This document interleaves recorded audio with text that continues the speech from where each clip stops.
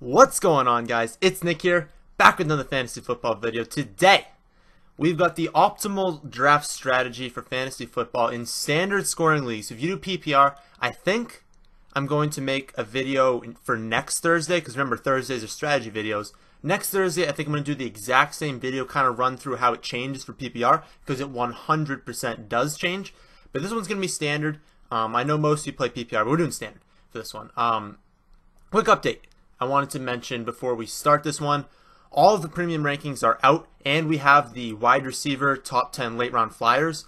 I believe we're on like the third or fourth update for all of them, so even if you have already downloaded the premium rankings, go in and download them again because they're being updated constantly. We're trying to hit at least once a week, sometimes multiple times a week, with things that change. Obviously, the Zeke news changed. Obviously, Watkins and Matthews, like all these things are changing, and it affects multiple people, plus training camp news. So we're trying to get those updated as much as possible, so make sure you have the most updated rankings. Alright, let's hop into this video with a graph that you guys have seen multiple times. Some people say it's confusing, so I'll run through it super quickly. The blue is wide receivers, the gray is running backs. This is just success by round. And I deem success a start-worthy option in a 12-team league. And that would be like a top, would it be 31, because I assumed half would play it in the flex. For running back, half would play flex wide receiver. And obviously, what happens is it goes down. Like, obviously, you have more of a chance of hitting on a player in the second round versus the 10th round. But what it shows is the first 4 rounds are extremely valuable to hitting at both positions, and it shows that wide receiver typically, until you get into like the 10th round, typically you hit more on a wide receiver early. There's just a better success rate. So I show this graph because not that we need to like analyze it, but that we need to use it to also look at the next graph. Because if our best chance of hitting on either position is in these first 4 rounds, and really the first 2 rounds are huge, then shouldn't we be targeting the position that's most valuable under our scoring system? In standard scoring, you guys have heard me say a ton, that running backs are much more valuable, except in 2015 when they all died. But in a general normal year, it's more valuable to hit on an elite running back than elite wide receiver. So you should be using those rounds that have the highest success rate to try and hit on the position that's most valuable. That should conceptually make sense. I'm not saying you go all in for 7 rounds and draft running backs, and we're not doing a full wide receiver 0, but it's something to think about. What I also think about is this. This is the average draft position on Fantasy Football Calculator, so in my opinion, the most accurate site. ESPN and Yahoo are a little bit different, but Fantasy Football Calculator is the best one I particularly like. So this is the top 19. You're pretty confident in here. In this range, I can be pretty confident about these guys. But once you go after Dalvin Cook, you get to the Ware, Gillislee, Peterson range, all the way throughout. That's when the risk and just the uncertainty skyrockets. I mean, Ware could lose his job to Hunt. Gillislee is not guaranteed to have the dominant workload, and he's not going to catch any balls.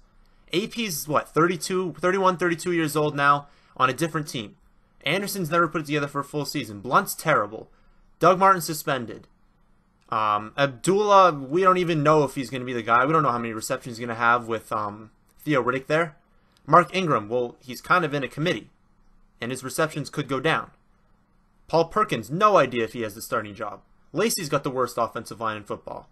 Powell's on an awful team, not going to get any touchdowns. Henry's a backup. Coleman's a backup. Gore's 50 years old. Woodhead's very injury prone, but also just a PPR guy. This is standard. Terrence West, kind of like Terrence West. So you get to this range after that, and that's more the flyer guys you're taking. I mean, obviously you're not going to know at that point. But it makes you think that top 19, I mean, all those guys, like, they have some warts, yeah, but they've got a lot less in these middle rounds. So we should be focusing in a standard scoring format on those guys in the top 19, and that was roughly the first 3 rounds. It's the first, like, 3 to 4 rounds, depending on if people reach on quarterbacks, if people reach on tight ends, if people reach on guys outside of this range or outside of the range into the wide receivers. But typically that was like the first 3.5 to 4 rounds. Now we look at wide receivers. And there's like 1 or 2 less on the screen because I kind of tried to get the same ADP range. So these are all guys going in the same range as the running backs I posted on that first slide. I'm pretty confident in all of these guys. I mean, you should be pretty darn confident in all of the wide receivers going in the first 3 rounds. Maybe there's some that you just don't like, but there's going to be a guy right next to it that maybe you like a little bit more, and it's not a problem. So in all these wide receivers early, they're all fine to take. But what's interesting about the wide receiver position is that not only are you comfortable with these guys in the first 3 rounds, but you're also comfortable in really the next like 5 rounds. If I post on the screen now a little bit further, we can really look at this entire list. They're all guys that I'm perfectly comfortable drafting. And when the difference between an elite wide receiver and a mid-round wide receiver and even a late-round wide receiver is so much closer in standard scoring. Because what's Amari Cooper going to get? Like 6 touchdowns? What's Willie Snead going to get? Like 5 or 6 touchdowns? What's Golden Tate going to get? 5 or 6 touchdowns? So touchdowns are the same, and then you take off receptions because we're in standard scoring, and it's just the yards. And the yards aren't going to be that much different. So what are they going to finish within? 10 points? On a projection level, there's really no difference. So I look at this range, and even if you don't like some of these guys, like I'm not particularly fond of the ADP on Martavis Bryant, on Calvin Benjamin. I don't really draft Brandon Marshall. I don't draft Jarvis Landry in standard. But that was kind of a range there. But I could have taken Crabtree. I'll take Golden Tate, Larry Fitz, Willie Snead, Crowder, Diggs, Sanders. I'll take Deshaun Jackson in standard scoring. Pierre Garçon, Eric Decker, even going below that range. Tyrell, John Brown, Meredith, Marvin, Kenny Britt. Jordan Matthews, not really anymore. And then it kind of dies off. But at that point, I mean, I just went into the 12th round towards the end there, which is when you should be taking shots on then the running backs. So what I did was kind of put together a team. I looked at ESPN, I looked at Fantasy Football Calculator, I looked at Yahoo, I looked at NFL.com, looked at all of the different ADPs, and I tried to make a team that, like some people are going rounds later than they are in different ones. I tried to make a team that could be gotten on all of them. Maybe some ADPs are a little bit off. I tried to make a team that was essentially draftable in any format, in any standard format. I looked at standard for all of these. And what you see is I spent the high draft capital on running backs. I didn't spend all of it, and I shifted in the middle rounds when I look at the running backs, and I said, okay, Dalvin Cook was honestly the last one I feel super confident in. So I don't want to waste a pick on one I'm not that confident in. So I went rounds 1, 3, 4, and 5, all running backs. Now that's not pure wide receiver 0, but it's close. It's kind of like in a PPR league, maybe taking, it's like essentially it's the exact same thing. PPR league taking split running back wide receiver in the first 2 and then grabbing a few wide receivers because you don't like the running backs. You can just pick up some PPR guys late. It's the opposite in standard. And this is why I think it's optimal because I feel confident in Devonta Freeman, Crowell, Hyde, Cook. Now, could Hyde or Cook get injured or could they underperform? Certainly. But I also only technically need to start 2 running backs. And I feel pretty good about both of them. And I only really need one of them to be good. So now what we need to do is look at what wide receivers we got using this method and say, are we comfortable with that as well? Now, Michael Thomas, you guys know I'm extremely confident in Michael Thomas. So that's a good second round pick. Then I had to wait until the 6th, 7th, and 8th rounds to finish up my wide receivers. But I feel confident in these guys too. Golden Tate, Emmanuel Sanders, and Tyrell Williams. Now, I think Golden Tate's closer to Amari Cooper, not talent-wise, but at the end of the year, when we look at the numbers, I don't think it's going to be that different. And going 4 rounds later, I think that's a steal. Emmanuel Sanders, I think, is being undervalued. So I think the strategy with this is to look in the middle rounds and try and pick out before the draft which wide receivers you feel are being undervalued given your scoring system. Now, this is standard. Given standard scoring, I do still believe Golden Tate, Emmanuel Sanders, and Tyrell Williams are all being undervalued. So if I grab value in the 6th, 7th, and 8th round, I lock up a tight end in the 9th. In the 10th, I looked at Kenny Britt and I said, I think that's a pretty good deal. I still love Tyrod in the 11th. I know things have happened, but I don't think that changes much at all.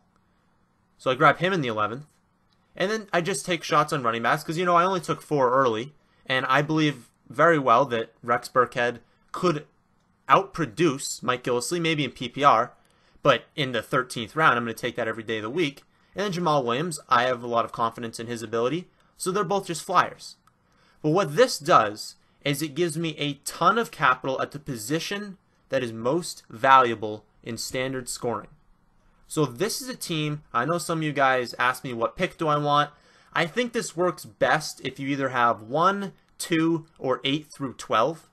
I don't think it works best if you're pretty much forced to take Odell, Julio, Antonio, because I don't think you should be reaching on McCoy ahead of them.